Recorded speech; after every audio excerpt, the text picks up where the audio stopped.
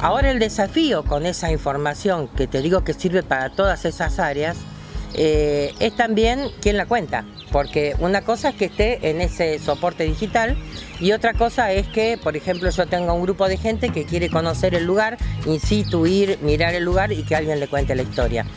Necesitamos gente de nuestras comunidades, jóvenes de nuestras comunidades, que sepan esa historia, que puedan contarla y que estén avalados por las comunidades, porque no es alguien que va a contar cualquier cosa, sino que va a contar una historia consensuada. Y para eso se está pensando desde las comunidades indígenas en un proyecto que es Transmisores Culturales. Transmisores Culturales que tiene que ver con que chicos que estén presentados por las comunidades hagan un curso que tenga un título de guía de sitio, pero que aparte tenga un aval de información cultural e histórica desde las comunidades y que también sea un título que esté avalado por educación para poder ir a dar charlas en las escuelas y todas esas cosas. Entonces es como que se pueden llegar a encadenar todas estas cosas en algo muy lindo también, ¿viste? Pensemos que tal vez los materiales por sí solos, el recurso por sí solo, cuando llega a la institución educativa, cuando llega a manos del docente, requiere de una mediación, de una interpretación, de una mediación, de un marco teórico que también que lo sustente.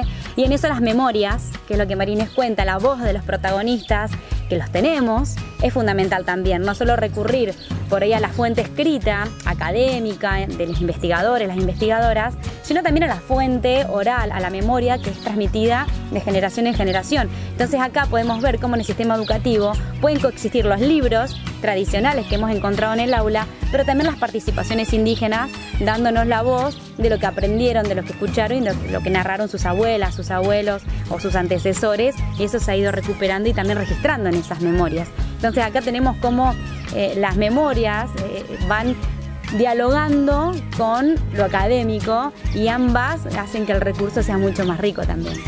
Lo que pasa es que yo siempre lo digo y lo sostengo, a mí jamás se me ocurriría, por más que estudie la historia, por ejemplo, de los menonitas, ir a guiar a la colonia menonita. Porque yo no sé el sentir que ellos tienen, su cosmovisión, su forma de ver la vida y de ver el mundo. Entonces, para guiar un sitio indígena, para poder hablar de una cultura, para poder hablar de un lugar desde el protagonista, desde el protagonismo, a mí me parece que es importante que sea gente que sea de las comunidades indígenas, ¿no?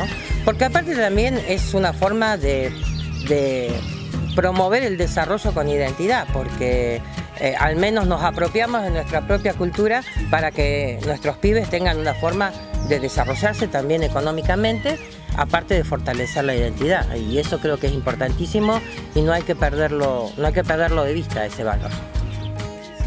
Desde el trabajo institucional es algo inaugural, entonces pensémoslo como Estado provincial. Es un trabajo que deja un antecedente, de saber que distintas áreas de gobierno podemos articularnos y generar cosas en conjunto que sean propias, que sean pensadas con la idiosincrasia local, ¿no? Eso desde lo institucional. Si lo pensamos en las y los docentes, ya la dirección de nivel primario está pensando estrategias de cómo mediar este material para que llegue a todas las aulas de las escuelas primarias, por ejemplo.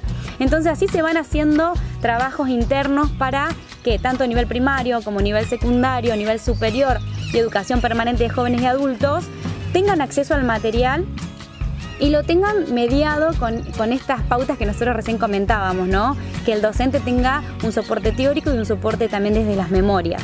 Entonces ahí vamos a ver que el año que viene, cuando este material ya esté trabajado, ya haya ingresado al aula, ya sea conocido, vamos a ver cómo impacta realmente en el currículum. Me parece que ahí está lo valioso de poder hacer un monitoreo, un seguimiento de cómo es utilizado el material en el aula. Ahí está la riqueza, me parece.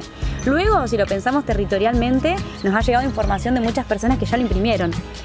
A pesar de que es un formato digital, el mapa, es también para ser utilizado de manera analógica, se puede imprimir en 1 por 1 y escalable, y ya tenemos personas que en las oficinas y en sus casas tienen el mapa impreso.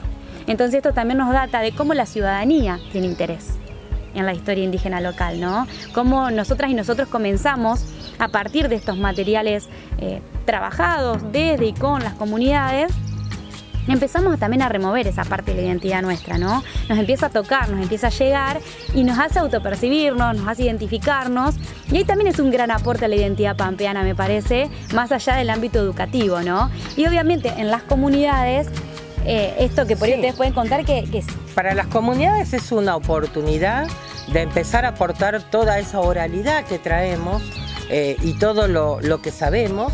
Es como un espacio más que se abre para que nosotros podamos aportar toda esa información y volcarla en ese lugar. Entonces, bueno, creo que es algo importante, muy interesante, que vamos a estar en un espacio que vamos a estar utilizando para mostrar todo lo que era nuestro mundo antes, durante y después, ¿no?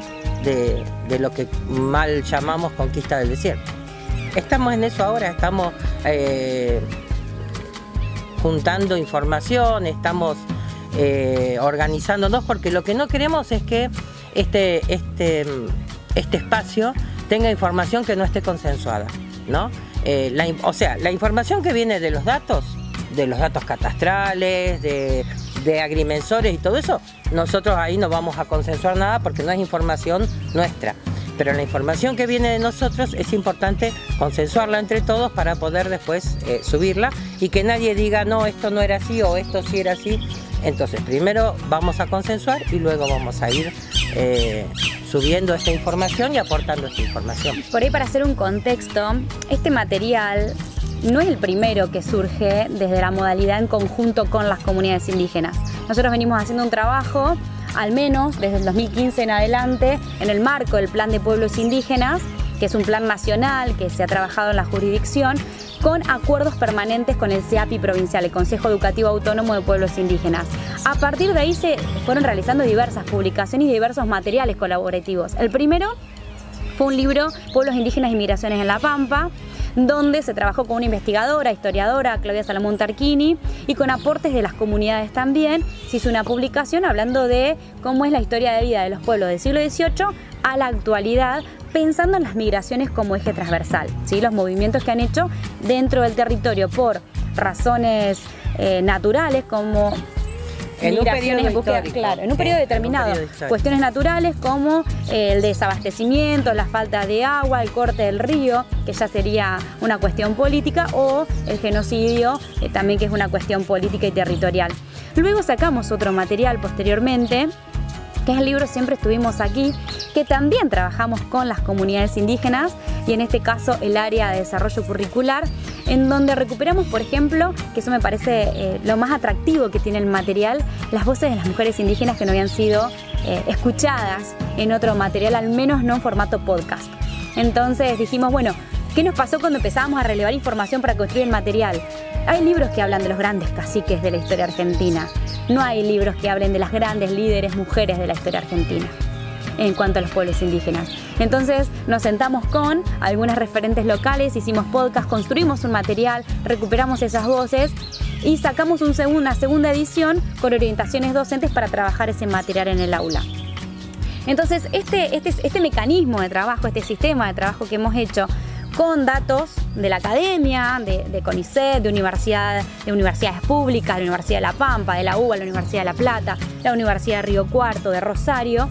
Hemos hecho recopilación de muchos trabajos académicos, más las voces indígenas, más el trabajo que hace el Ministerio de Educación de investigación propia, y se han hecho publicaciones, y entre esas surge también este mapa.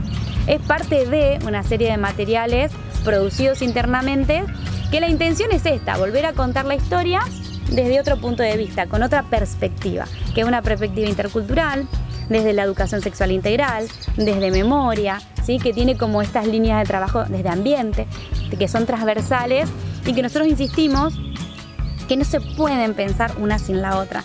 Muchas veces en la escuela nos pasa, en las instituciones educativas, que nos dicen, ahora también hay que trabajar con la educación intercultural, ahora también hay que trabajar con la educación ambiental. En realidad no se puede trabajar sin. ¿no? Porque es una perspectiva. Lo que yo esté trabajando en el aula, el recorte que yo esté haciendo del diseño curricular, es de dónde lo miro. Entonces, si hablamos de pueblos indígenas, no podemos no hablar de relaciones con el ambiente, no podemos no hablar de la memoria y no podemos no hablar de ESI. Entonces, ahí tenemos como esos ejes transversales en una temática que es pueblos indígenas conviven y se pueden trabajar absolutamente desde el diseño curricular de inicial hasta el nivel superior. Arte argentino contemporáneo para buscar en la web. La Gloria.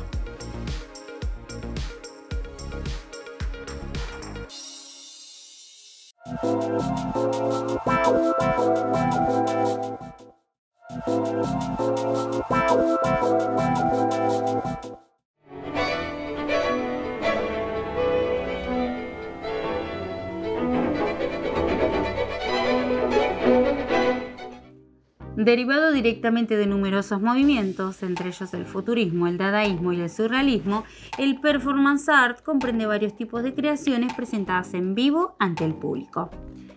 Surgido en el siglo XX, mientras los surrealistas leían sus manifiestos ante el público y los dadaístas presentaban sus obras absurdas, el performance art se ha consolidado como una alternativa aceptable a la pintura y a la escultura tradicional. Alan Caprow empleó durante 1957 el término happening en Estados Unidos para describir las representaciones artísticas en vivo y son varios los artistas que lo han adoptado desde entonces. Estas primeras representaciones se centraron sobre el cuerpo humano, por lo que a veces también se denominan arte corporal, body art. El performance art predominó durante la década de 1960, aunque nunca ha desaparecido del todo, ya que lo han reinterpretado todo tipo de artistas para expresar ideas muy distintas y que a menudo han desafiado las artes visuales convencionales. Las obras pueden ser muy distintas entre sí e ir de acciones y actividades hasta rituales o tareas repetidas.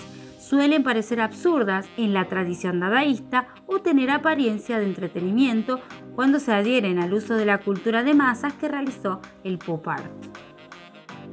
Para el pueblo Ranquel es muy importante porque nosotros a lo largo de la historia hemos sido invisibilizados, que yo creo que si no fuera por Mansilla, que dentro de todo vino a espiar el territorio, pero dejó escrito un libro que nombraba a los ranqueles, pero ya nos hubieran borrado hace rato de la historia.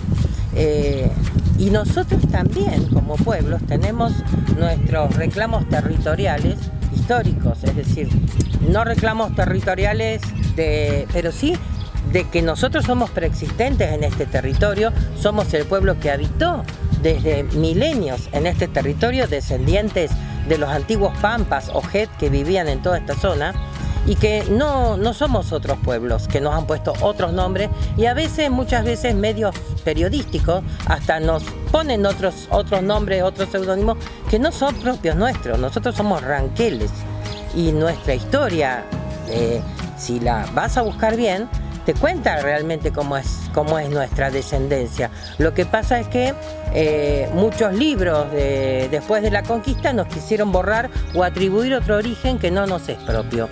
Entonces para nosotros es importantísimo porque nosotros podemos mostrar cómo nuestros miles y miles de años de historia pueden ahora de repente estar plasmados en este tipo de información. Es decir, vos mirás, por ejemplo, mirá en esta parte del mapa y vas a encontrar que acá había una toldería, acá había una rastillada Ranquel, acá había un sitio sagrado Ranquel, o en realidad centro de Argentina, como dijo acá Erika, en todo lo que era el Mamul Mapu o la nación Ranquel. Por eso es importante la divulgación de estos mapas, la divulgación de las líneas de tratados de paz, porque esa información a nosotros nos da esa fundamentación para decir algo que mi papá siempre decía, y es que siempre estuvimos acá.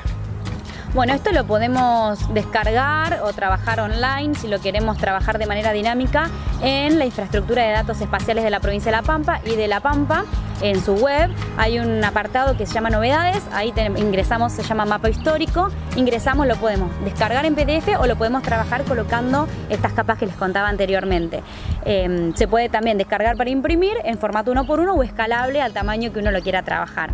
Eso como para poder acceder y se puede compartir por WhatsApp, el PDF, no tiene ningún tipo de limitaciones en ese sentido, descarga gratuita. Sí. que esto es el comienzo de un trabajo que por lo visto va a ser muy rico, va a ser muy interesante y muy cargado de información, porque hay muchísima información para revelar y para relevar, las dos cosas. Y bueno, lo importante es que se pueda seguir haciendo, que se pueda seguir subiendo, que los medios tecnológicos estén acorde a toda esta información que vamos a poder subir, y que los ranqueles estamos siempre predispuestos para utilizar todos los materiales de la modernidad, digamos, ¿no? Que tenemos a mano hoy en día para contar nuestra historia y la historia de este territorio. Por ahí desde el ámbito educativo, cerrar con, y acá voy a citar a Marcelo Balco, el historiador y escritor, que él dice que siempre se hizo una pedagogía de la desmemoria en Argentina, ¿no? Narrando los acontecimientos desde el punto de vista por ahí del ejército, del Estado argentino en construcción. Me parece que ahora estamos en el gran desafío de hacer una pedagogía de la memoria, de volver a recuperar las voces de los nativos, de quienes nos anteceden, para reconstruir nuestra identidad local y lograr que las y los estudiantes tengan realmente una educación que les sea propia.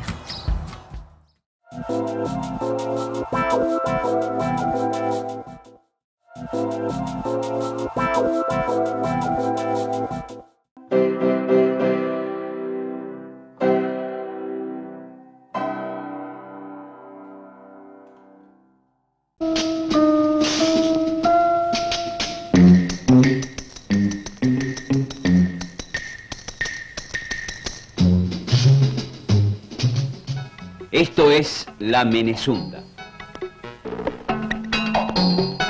Un espectáculo, o como usted quiera llamarle, lleno de sorpresas.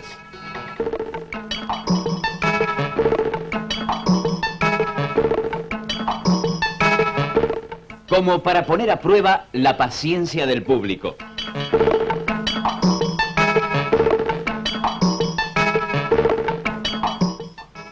Audaz experiencia, realizada en plena calle Florida de Buenos Aires, con esta especie de laberinto diabólico digno del desconcertante Dr. Calegari.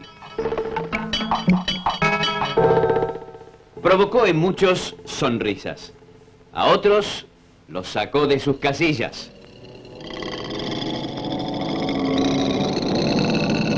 No hay vuelta que darle. Buenos Aires ya no tiene nada que envidiarle a París en genialidades ni en locuras.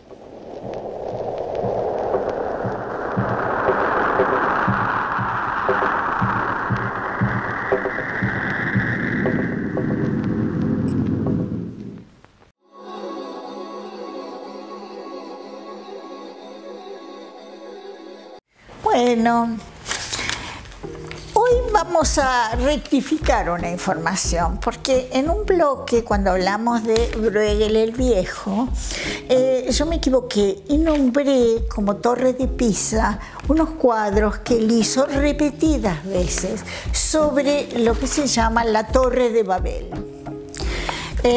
Muestro 2 o 3 más, fíjense, hay muchas veces él hizo la torre.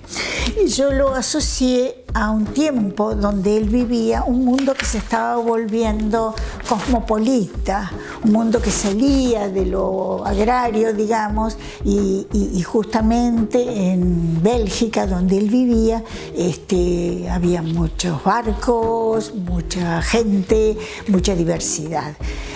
Entonces se ve que él, que tenía muchas temáticas religiosas, se remontó a la Torre de Babel. ¿Qué consiste? Es que en la Biblia, en el Antiguo Testamento, se dice que los descendientes de Noé quisieron acercarse a Dios, es una versión, y hicieron una torre entre los distintos pueblos. Parece ser que a Dios no le gustó mucho esa idea, sigo diciendo que es una versión posible, y que esa torre nunca se completó. De todas maneras, otra versión dice que en realidad los pueblos buscaban entenderse, crear una lengua común. porque ese es el problema con los diferentes, ¿no? Hay un filósofo, Derrida, que dice que todos somos monolingüistas. Quiere decir que tenemos el idioma materno, el idioma que aprendemos de nuestra madre, y que ese idioma puede ser un idioma valorado, que es el que se une más cercanamente a nuestra identidad, y también podría ser un idioma que nos ata, ¿no? Hay gente que ha querido salir de su idioma, irse a otro país. Hubo un escritor muy conocido en Inglaterra que se llamó Samuel Beckett, que se trató con los grandes psicoanalistas de su tiempo, entre ellos Wilfred Bion, que todos estudiamos, hasta que, y parece que él estaba muy dominado por su propia madre, muy influenciado. Él era irlandés. Cuando pudo irse a Francia, adoptó el idioma francés, y ahí parece ser que tuvo un despliegue literario que no había tenido en su lengua de origen, que era el inglés, ¿no? Con esto digo que vivimos en un mundo de migraciones donde buscamos otras cosas, pero siempre está el impacto de lo diferente, tanto para quienes reciben al diferente como para el diferente que va y tiene que encontrar modos de entenderse en una lengua extranjera, en una cultura diferente. De todas maneras, parece ser que a eso vamos, que este mundo en que vivimos es un mundo multicultural, donde hay muchas migraciones y donde en cualquier grupo humano hay distintos tipos de gente, de colores, de raza, de lenguas y de costumbres. Hubo un filósofo que todavía existe, Edgar Morin, francés, que dijo que había lugares, como son los pueblos, las aldeas de montaña, donde predomina una manera de ser, una lengua y un estilo. Eso es muy, si se quiere, reasegurador, pero también encierra. En cambio, él decía que los puertos, por ejemplo, son un caldo de cultivo para la productividad, para la diferencia, porque ahí uno se encuentra con lo diverso y tiene que encontrarle forma. Bueno, creo que el debate siempre es entre cuánto lugar le damos a lo diferente, porque también la Torre de Babel después con los años se asoció a la confusión, como que las lenguas en vez de entenderse terminaron confundiendo a la gente. Bueno, esa es una posibilidad cuando vemos a un diferente, el confundirnos, ver si estará bien, si esto es lo correcto, revisar las propias maneras. Ver cuánto cambiamos y cuál es el costo de esos cambios, porque a veces también perdemos identidad con esos cambios, ¿no? Entonces por ahí una comida aprendida en la infancia tiene sabor especial porque tiene que ver con la madre o la abuela que la hizo, o toda una cultura, ¿no? Lo mismo las canciones, lo mismo las lenguas. Lo interesante entonces es este juego de cómo hacemos para entendernos. Podría ser, hablando de las montañas, hubo una época en que hubo en los 70 movimientos educativos de cambio muy importantes, y ahí se habló de los niños de Barbiana. Los niños de Barbiana eran un pueblito que había en Italia, donde iban a la ciudad, a la escuela, y no aprendían nada, fracasaban todos. Hasta que el cura del pueblo un día los empieza a juntar el día domingo y pone como tutores de los niños chicos mayores del pueblo que habían logrado aprender. Y los niños aprenden, porque ellos llamaban de distinta manera al durazno, a la planta, al camino, y la escuela no había entendido esa diferencia. Y de pronto entonces me parece que lo que la Torre de Babel, que quise retomar para rectificar un error de información que no me podía permitir, pero quise además recuperar el significado que tiene del esfuerzo que todos hacemos por entendernos y no caer en el juicio negativo de lo diferente. Tampoco digo que hay que aceptar todo, eso está en cada uno, ¿no? Bueno, nada más que eso.